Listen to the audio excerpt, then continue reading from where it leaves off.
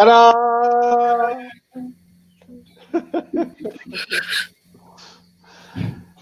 How are you, Helena? I'm good, David. I'm really excited to be here with you. Are you? I am. I realize I've known you for how many years now? I think my daughter's almost 10, so I would say about almost 9 years. And we've actually never just sat down and had a long conversation. Okay, cool. All right. So should we do that now? Yes, Publicly? publicly. All right. So thanks for reaching out and saying you wanted to do this. My intention is to. I really hope this is supportive for you, and and I hope it pays off somehow for what I do in coaching in general. Yeah. So that's what I want to. That's what I'm hoping we can get out of this. What would you like to get out of this? Well, like I said, when I really sat with it, I realized that partly I would love to have a conversation with you about the work we do together, which I think is really valuable and important work. And I've got some projects that I've been slowly percolating and working on, and I can really feel that I'm getting to a stage now where I'm ready to make them visible. So it would be great to be able to just speak them with someone who works in the field, who knows what I'm talking about, and might see things that I'm not seeing, or just to see how can I make it more visible. What does it mean for me to be visible? What do I want from it ultimately, other than the obvious money to do the work that I'm here to do, but just to really give it some shape. Does that make sense?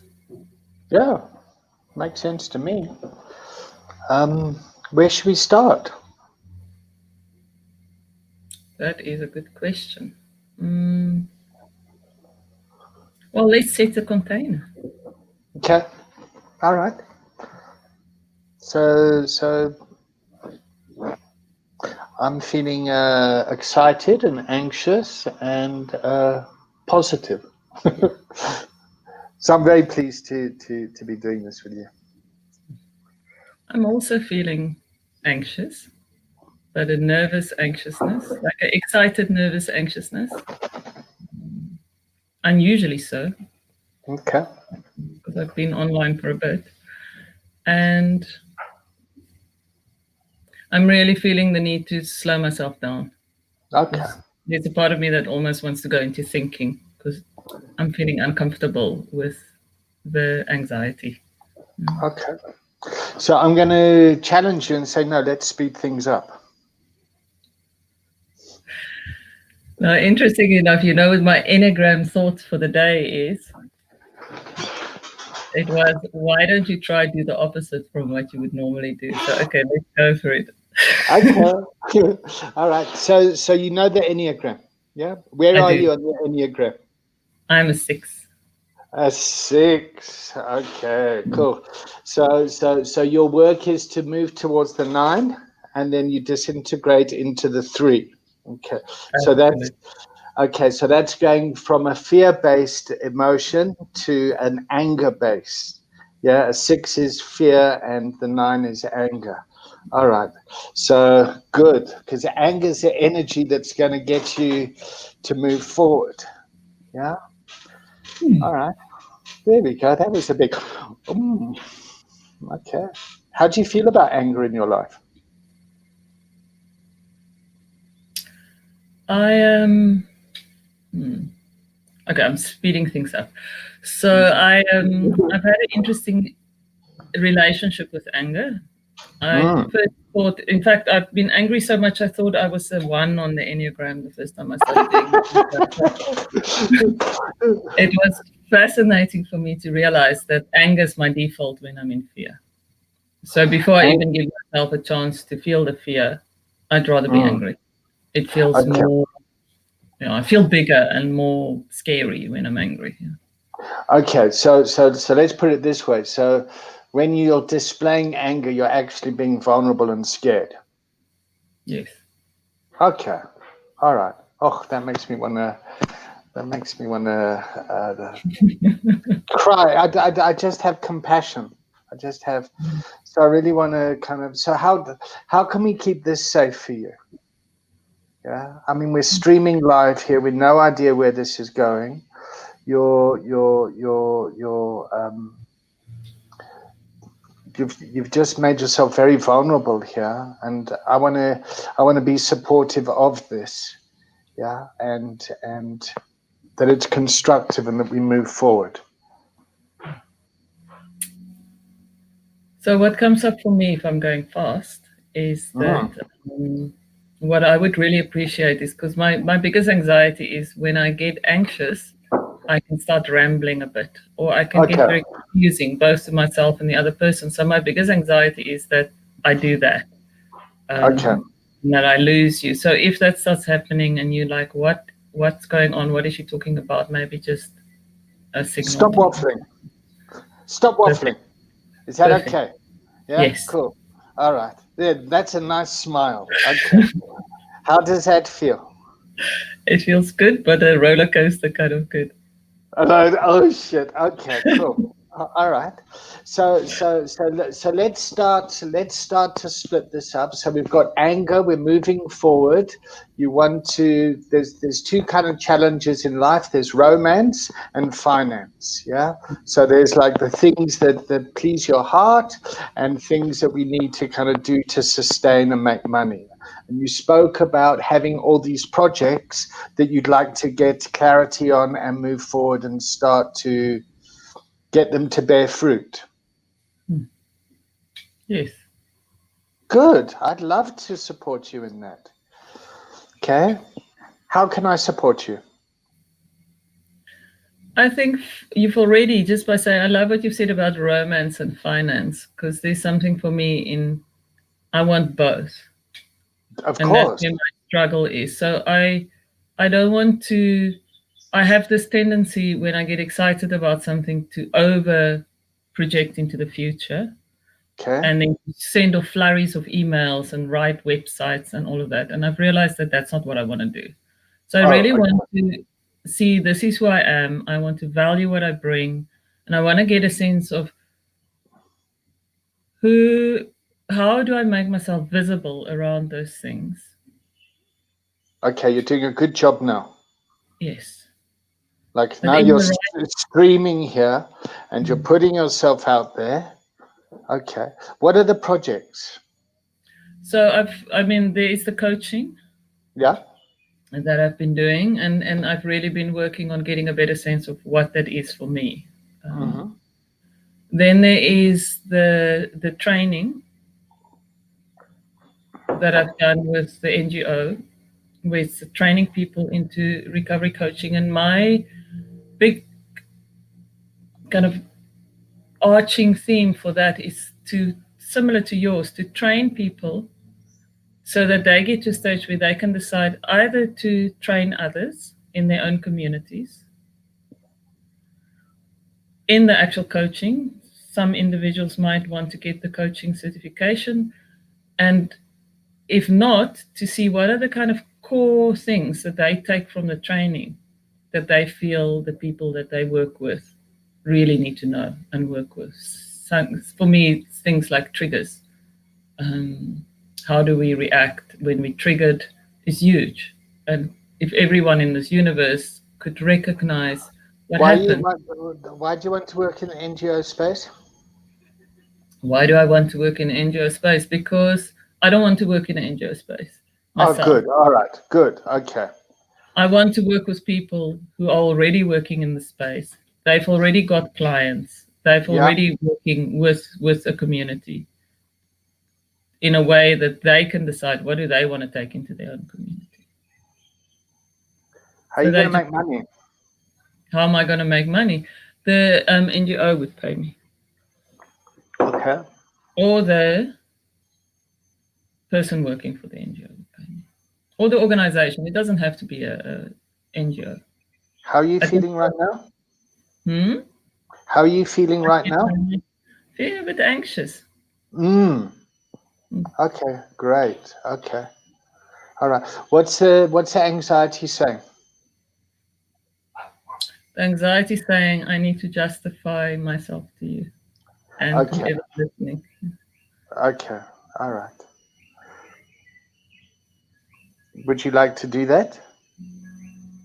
No. No. Okay. Cool. Because I don't need you to justify. What I'm trying to do is stay. The I want to know how you're going to get some money out of this. Just to bottom line it.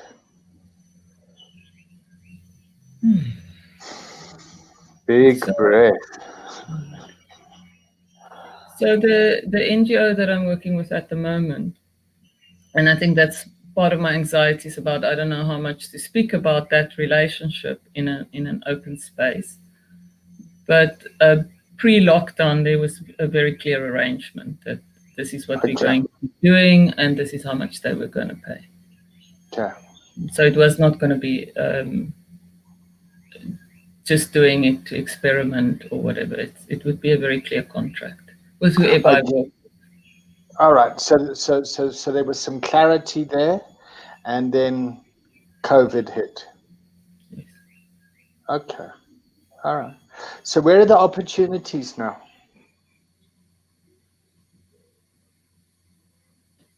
I don't know, and that's part of the reason why I'm making myself visible. So one of the things that I've done is the NGO that I am working with has got a very good reputation and knows Okay. a large amount of people. So my next step is to make everyone I know that works in the social activism space aware of what I'm doing, or in the mental health space, and seeing who's interested, who can pay, or is there other Social exchanges? social activism. Tell me about that. Makes me very anxious. Mm. Okay. So So Helena, anytime you say, David, you're pushing too fast or you're making, just tell me to fuck off. Just isn't say that what stop. okay. I think so. I'm gonna unpack why I'm getting anxious, which is actually a Because really good thing. It's the same is thing it? that happens when I write the email. It is I suddenly envision this sea of people, all social activists, listening to me and saying, "Why is she saying that?" And I get back Oh, to justify myself. okay. All right. And what is the answer? Why am I saying it? Because these are the people that I've worked with. This is where my networks are. It's people I respect. Um, it strikes a nice balance between recognizing addiction, because I think, especially in South Africa, a lot of the addiction and mental health issues is linked to our history on both sides. And here Okay. I am going to slow down. What I've seen is that it manifests in different ways, Great. but a Okay. lot of the mental health and addiction issues are linked to apartheid and to what happened for us to live under conditions which basically takes away our humanity in one form or another. Thank you so much for slowing down. I really appreciated the clarity of your anger there and being the peacemaker. So just give that back to me again. When you spoke about apartheid, and I mean that really got me. Ooh, like I really wanted to. Okay, so for me, if I speak of my own journey Mm, as a white person, mm, there's something in taking drugs to be able to ignore what's going on okay. for myself emotionally and physically. Mm-hmm. That's a large reason why I took drugs. I wanted to pretend that things were pretty and Okay. beautiful and romantic and wonderful, but it obviously wasn't. So, and from the research I've done, there's this fascinating thing called the ignorance contract. Okay. And the ignorance contract is what white people take on. It was something that was deliberately created as a way to not see what's happening around Okay. us. And I think that numbs and deadens a part, well, it numbed and deadened a part of me, which I then medicated. Okay. It's not the only reason I medicated, but I think that environment that we were all in uh, created a lot of the situations that I found myself in that led to the need to self-medicate Okay. and the traumas that I experienced. Okay. So I've just been distracted because somebody gave a thumbs up, a like, and thought, oh, what? So I just want to kind of try and center myself, and I just want to touch on the race stuff quickly. You said, as a white person, I took drugs to. People take drugs, black, white, young, old, whatever. People use, and to change their environment that they're in, or to help them cope with the environment. Yeah, and people's mental health in this country, yeah, has been impacted by the trauma of the past and continues. Yeah, that problem keeps continuing. And part of your skill set is to help people to recover from that. And that's what you're offering to the world. Is that correct? Yes, and with it, the understanding that it's not enough to just work on the individual triggers. Great. That's where it So links to social justice. thank you. Okay, so here I've got to work on myself so I can work with others that can go off and impact and bring social justice to everyone. Is that right? Partly, Okay, partly. so I got it wrong. No, you got it right. It's just I wouldn't be passing it on. It's like I believe for every person that works with mental health addiction issues and takes full responsibility for the part that we play, not just in our own addiction, but in also keeping a system in place. So go That's a back to big let's not use the word addiction. Yeah, what was that word you used? The ignorance contract. the What? ignorance. Yeah. All right. So let's explore that more. Okay. What is the ignorance contract? Okay. So my understanding of it after reading the academic article twice, but I think I What? probably need to read it 5 more times. Okay, so now I'll slow down. So the ignorance contract is what happened in South Africa, and I think it's still happening, where at a certain age a child becomes aware that something's not right. Good. Why do I? Why is there a person working in my home who don't have her meals with us? So Okay. we're all human beings. We're all eating together, and she's having to eat somewhere else. Okay. The one story that's very poignant is this young girl. Um, the mother says, "Please make some food for the workers," and she creates a beautiful tray and she puts all the best china on, like she would with any guest coming to the house. And see, I get quite sad. I get quite upset just thinking about it. And then the mother says, "Are you mad?" And then there's this moment of dissonance where this girl suddenly realizes there's two sets of rules, one for white visitors and one for non-white visitors.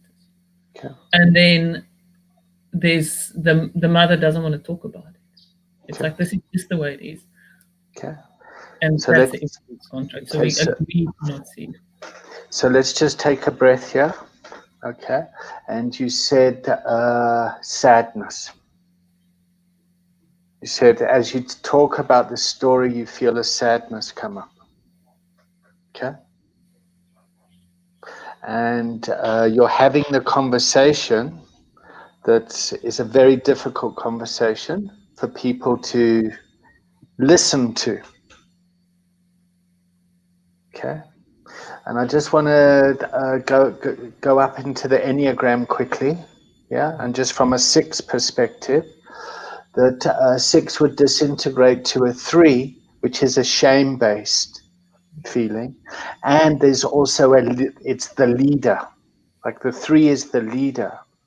And as you kind of disintegrating here, and you talk about this story, I feel the shame around it.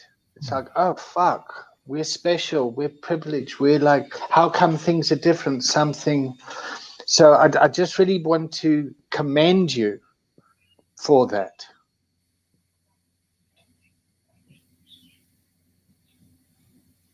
How are you feeling now?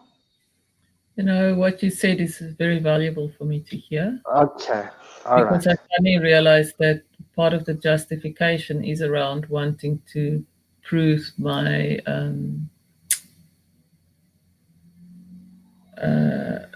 what's the word when you're really good at something, which is what the 3 is, right? So it's something around my competence. I'm now when I go into there's a part of me that wants to impress, and when you said what you said, I realized that I need to honor the fact that I'm willing to bring it. Okay. Does that make sense? Rather than the fact that I'm impressing people by bringing it. Okay. It's different. Okay.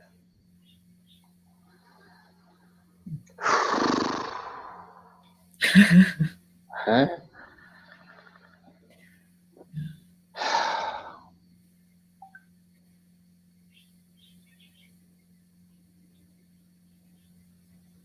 What are you realizing here?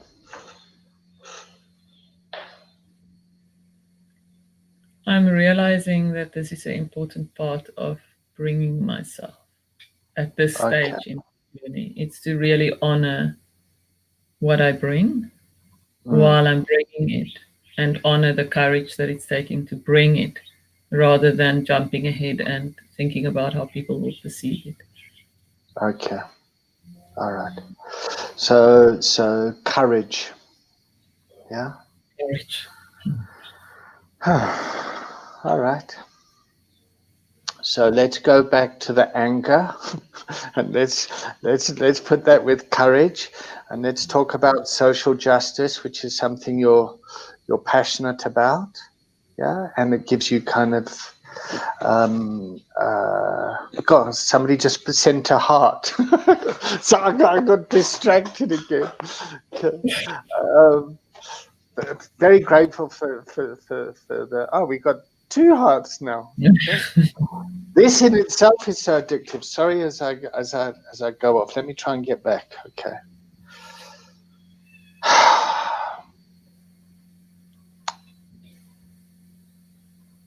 How are you doing? I'm doing good. Okay. I think while you're coming back, what's landed for me as well is it's not the concept of social justice Okay. that I admire. It's really that people understand what I'm talking about. Okay. They work in that reality of it's not enough to make it about the individual. It's not enough to say people need to take accountability for themselves. It's set in a broader framework that has got some very pragmatic things that are not about there is yes there's owning and there's inquiry and there's understanding one's own triggers and all of that, but there's also saying there's some very unfair practices that needs to shift. Okay. But it's not so much about going and enforcing those practices, it's about being able to work with colleagues who understands the reality of that, so that anything you do is built on that basis already. I don't have to explain it and justify it or make it pretty or yeah. How much clarity are you talking with right now? I'm talking with a wonderful new clarity, which is why I wanted to do this session.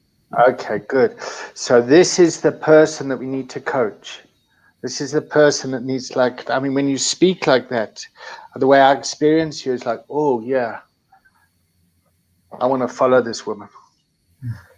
Yeah, there's you're displaying leadership there that I kind of, oh fuck, okay, this chick knows what she's talking about, and I'm saying it in that typical kind of white straight male, like, ooh, yeah, because I just really want to. I don't want to sit and try and be politically correct the whole time. Yeah. So what's the next step? I'm following you. Let's go. Where are we going? Oh, another one. Nice. So I think there's clarity, and then the next step would be, what is an action based on that clarity? So I'm just trying to sit with it because I have got a new clarity. I've never verbalized this for myself. So for me, there's something around really looking at partnerships, and really looking at collaboration, and then looking at ways. So I'm looking at using those partnerships as ways to create more visibility, and not just the kind of putting it out there so that people know I'm out there. It's like, how do we have conversations like you and me are having now that people can experience, rather than sending somebody an email with a whole essay on, this is who I am, this is what I do, this is why I think it's important. So how do I create opportunities for conversation? So I want to bring the word efficiency in. You know, how can we get more efficient? And it's a waste of fucking your time writing all these emails and justifying all that stuff. And I also want to call bullshit on collaboration. I want to say, fuck that. You know what you're talking about. You're the fucking expert. People should be following you because your heart's in the right place around this. I think what I mean with collaboration, what I really want is colleagues. Colleagues, okay. Colleagues, it's people that I'm working with. It's people Okay. that maybe they don't get their rocks off around the same things I do, but when we put all our rocks together, it creates something that's like if I can get really poetic, it's like a circle that we all have our little rock to sit on. Okay. All right. So bring your rocks and let's sit in a circle. Okay. And then what happens? There's another big sigh. I think two things for me that immediately comes to mind is, the one is we gain more clarity. Cool. Great. Because having these conversations in a way where we're really calling the truth forth from each person in a new and immediate way, rather than bringing our justifications and our business plans. Why is this good for business?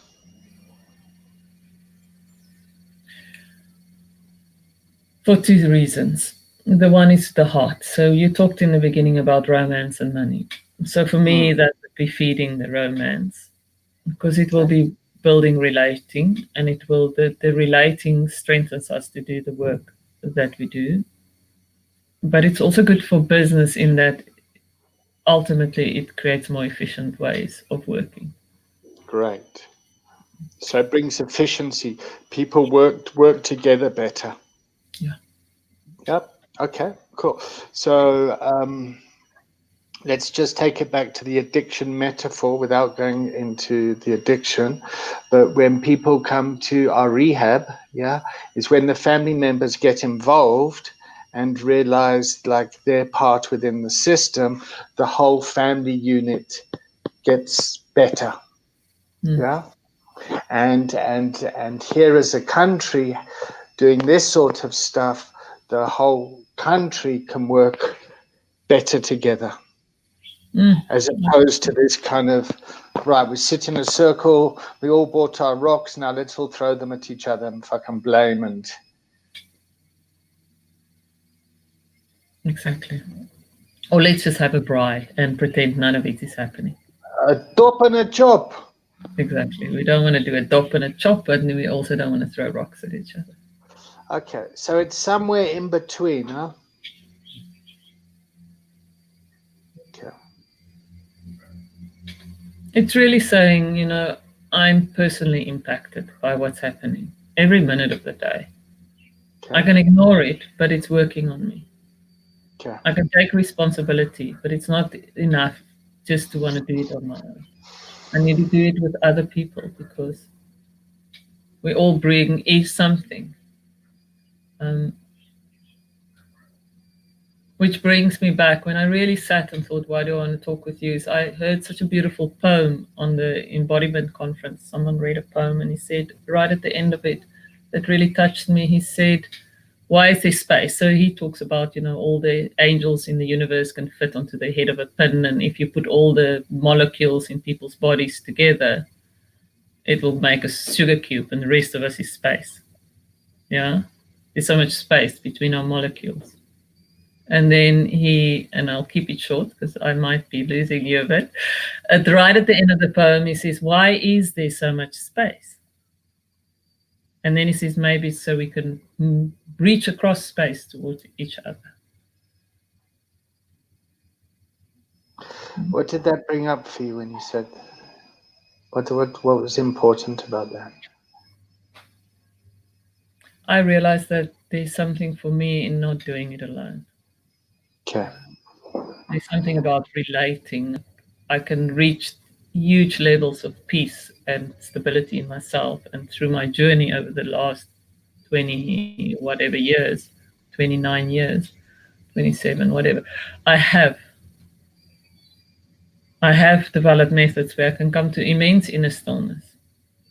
Okay. But I want the relating. I want to have that stillness in relating, or that love or that self-compassion in relating. So that's what it brings up for me. Okay.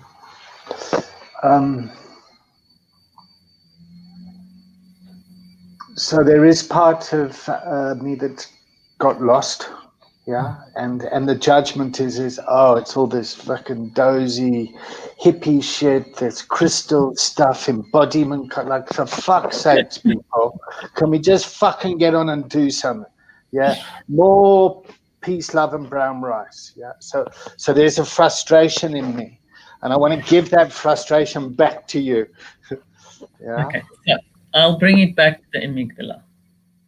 Okay, there we go. Okay. And so what I've seen working with the scarf model and the amygdala that gets triggered, and when for our listeners, I'm assuming there's hundreds of you out there who don't know the amygdala, is the brain goes into fight and flight. Yeah. And now I'm close on the edge of waffling, so I'm just going to slow down. Okay, so let me summarize it. Yeah, people get triggered. Yeah, people get triggered, and then they react to situations. Yeah, and the 5 reactions are fight, flight, freeze, tend and befriend, or sleep. Yeah, and I would say this country is completely triggered a lot of the time because of the result of the past. And when people try to have conversations around the past, black, white, male, female, young, old, whatever, people get triggered, and there's one of those responses. People either fight, they run away, they freeze, they don't know what to do, they tend and befriend and overcompensate, or they go to sleep.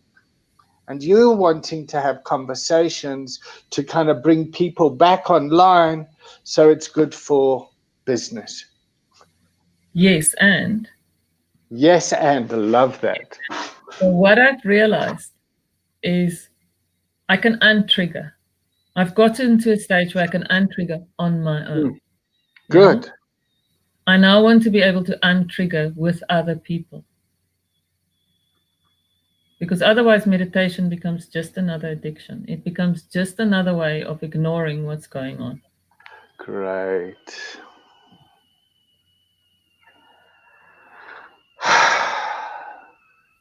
So no more meditation. Action.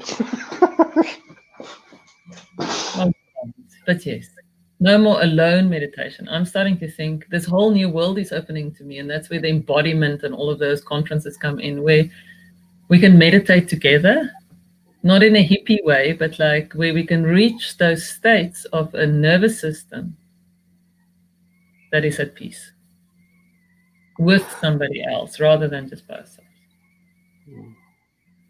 Okay, I'm going to say something now that's like I get triggered when I hear things like the Embodiment Conference or Gabor Mate or Brené Brown, or it really triggers a pride in me that kind of goes, when the fuck am I going to get noticed? Yeah, and when are we going to get noticed? When are we going to get noticed as you know, people in Africa that are coming up with solutions? You know, it's like we can come up with solutions to these problems, and it's as if it needs to be westernized and then sold back to us. So I mean, I looked at some of these, like, oh, you know, I get triggered. Yeah, I get triggered. Yeah.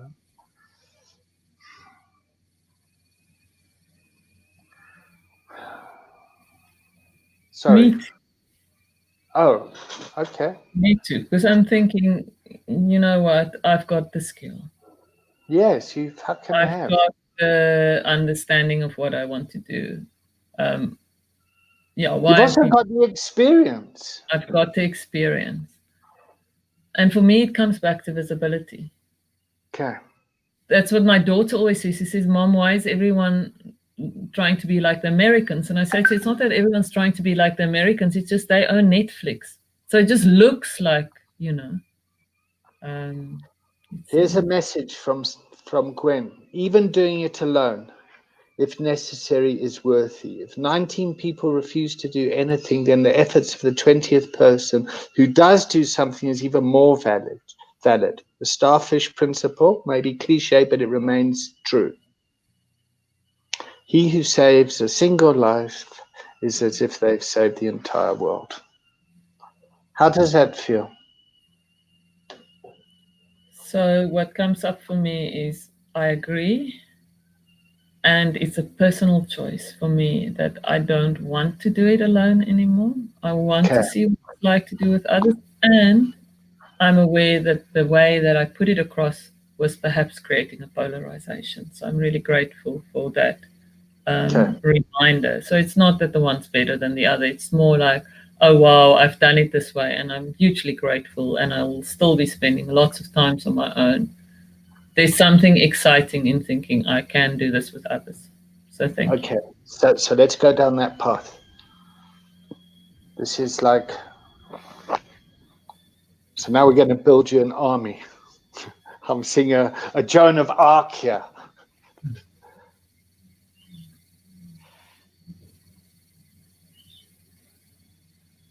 I'm thinking of Joan of Arc. She didn't end up so well, did she? Well, okay. So this is the kind of the political intelligence that you got to kind of get creative around. How do I build relationships with other people? Yeah. Be my Joan of Arc, but not get killed for it. Yeah. Who would work for you? Who would work for me? Yeah. Which kind of archetype or role model, movie star, something that. This is going to trigger you, David, but I'm going to go for it anyway. I want to be Byron Katie. Okay. And if you didn't want to be Byron Katie, who would you be?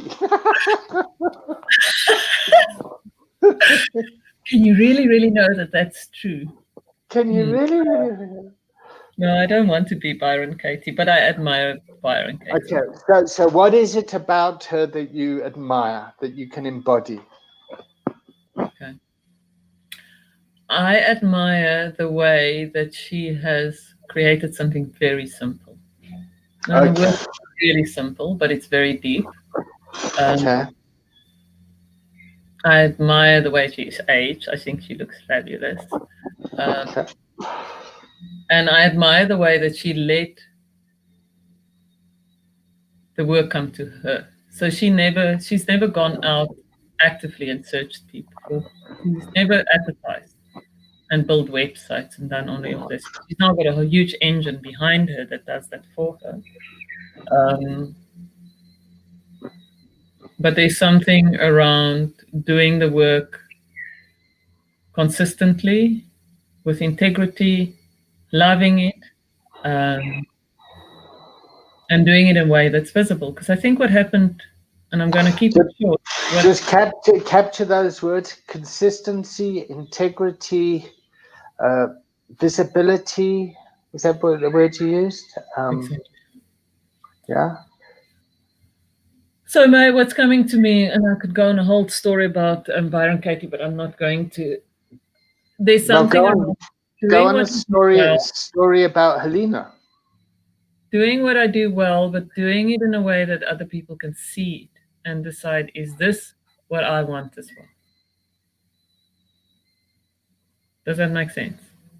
Yeah, it makes sense. I mean, my frustration is it's like fuck. I want to kind of kick you and say, get the fuck out there. The world needs you. Like this is so like I'm getting hooked here. But that's what we're doing, and that's what I'm realizing. It's about doing more of this kind of stuff rather than writing business plans and emails. It's doing the work that I'm passionate about and perhaps doing it in a way that people can see it. Okay. I'm not quite sure what that would look like yet, but there's something Okay, very cool. key around that. Okay. How are you going to make money from this? So my immediate plan, which might adapt, is something around those who can pay. Because that's also the what Byron Katie's model is at the moment. She's got a platform where anyone can come for an hour, Monday to Thursday. And you can pay anything from $0 to, I didn't go up to scale because I'm still kind of close to the $0, but there's different options that people can choose. And then she's got other events. So start saying this by using I. Okay. So what I would like to do There is we I go. like one of our sessions to talk more about payment scales Okay. so that those who have money can also help to pay for those who don't have money. Yes. So that I don't have to work for free, which I can't do because I've got a child and I've got rent and I've got all kinds of things. But I don't also just want to make my work available to people with money. So Okay. it's how do we. I got the movie. I got the movie, and we've got the platform, and you've got the support, and you know and there's that kind of sliding scale. You've got all that. Now, what's the next step? So here's a platform, yeah, and here you are, Helena, yeah. Like You know what I love? what? What I would love to do, if there's Yeah. enough people who's got the courage for it, is I love group coaching. I think it's Great. fabulous. We Great. a small group of people coaching another one, Great. and Okay. yeah, that's All where I right. would start. Okay, cool. So let's do that. Let's create a live stream. We can get 5 people on here, 6 people on here, and we'll create a group. Sounds fabulous. Okay. Who are you going to invite? Here's your homework. Okay, I will think about it and I'll go speak to them as well. But now, are you going to invite someone as well? No, no, this is your baby. Okay. Then I shall find 5 people. How does that feel? Unless you want me to invite someone. How does it feel? Liberating and petrifying. Great. Okay. All right. So I'm not going anywhere. Yeah. The platform and this will stay. Yeah. And if you fuck up, I'm not sure. Like, I don't think things can get much worse in this global zombie apocalypse that's kind of happening, and what's like, you know. Much worse. Much worse. No, I hear you. I think there's something for me around. Before we speak again, I'll give some thought to who I want to invite and what Great. we'll be doing and how that'll work. And then I'll start reaching out as well. Okay. And I want you to consider I'm inviting these people because it's part of moving towards whatever it is what's a success? What's the success? The success would be creating a learning container where we're learning how to do this because it's new, but also where as a group we can decide where we go with it. So it would be people that's aware of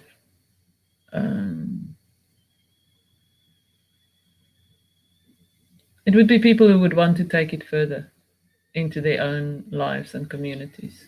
Take what further? Take whatever we discover together. Okay. So it's we're like not sure yet. So at the end of each session, you would say, okay, what am I going to commit to before we meet next time? Okay, great. And that would be bringing it into relationships. So it would be bringing it to my family, to my work, and then reporting back.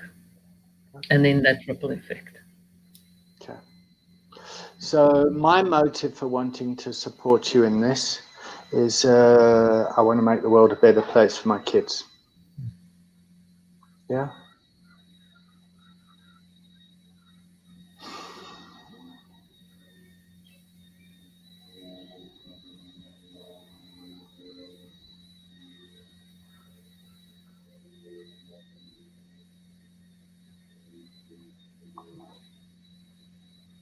What are you feeling? You know, when you said that, I feel it because I've also got a daughter. And at the same time, I also felt I want to make the world a better place for every human being in it. Okay. We are all suffering way more than we need to. Okay. Thank you for upping the volume there.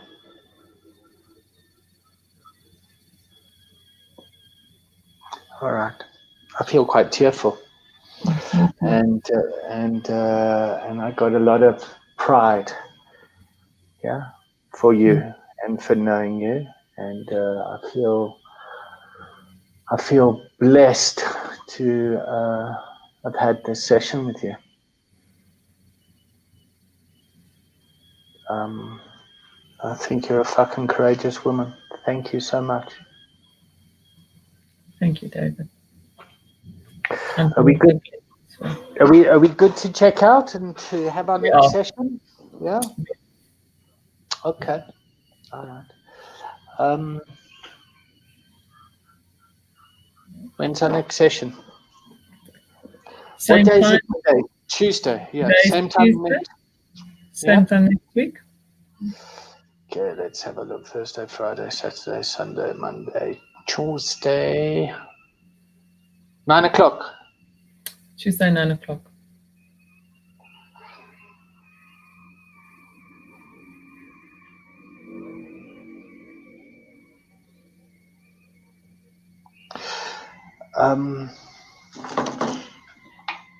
Yeah, the work of Byron Katie was around long before the internet was.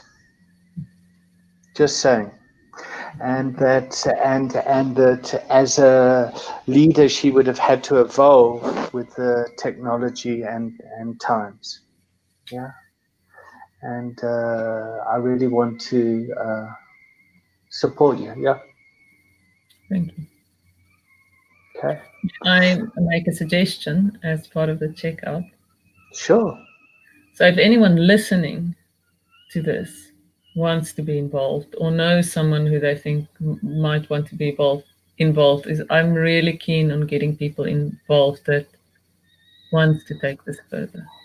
I know a whole bunch of people and I could invite them, but there's something around really getting a group together that sees the potential. And if you perhaps, or if they know someone that want to, or if you know someone that you think would want to be involved, just to mention it to them. That would be awesome. Okay. All right. So what's your email address? Can I get hold of you via email or? They can. Or Facebook or? They could leave a comment on the live stream, and then I can message them my email. I think that's best rather than just.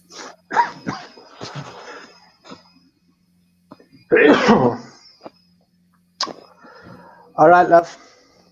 Thanks, David. Love you. Rosie, okay. What are you taking away? What am I taking away? I'm taking away that I'm really glad that we got to talk.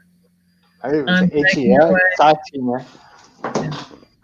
To value my courage more, to speak it more, and yeah, I could go on, but we close the time. So that's the pieces that I'm taking together, and I'm taking away a new clarity on what I'm doing and why. So thank you. Okay, cool. My next call is with Bongile, whose vision is to go around and create 1,000 circles where people just come together and talk. And last week it was we had a guy from Sweden talking about gender-based violence and all this stuff. So yeah, I don't know. We'll see what happens. I've got after this a call with a social activist friend I've also been talking to, but I think what I'll do is I'll put some time aside next week so I can go on your call with Bongile after this call. That would be great. Okay. It seems relevant. I love the circle idea. Cool. All right. So David checking out with joy and a bit self-conscious. I think, oh God, do I swear too much and do I slag off all these? Oh, I'm so fucking itchy. Helena checking out with huge gratitude for you, David. Huge. And my bugbear, which is, am I not trying to take care of David? So I'll let you feel as bad as you want, and good luck.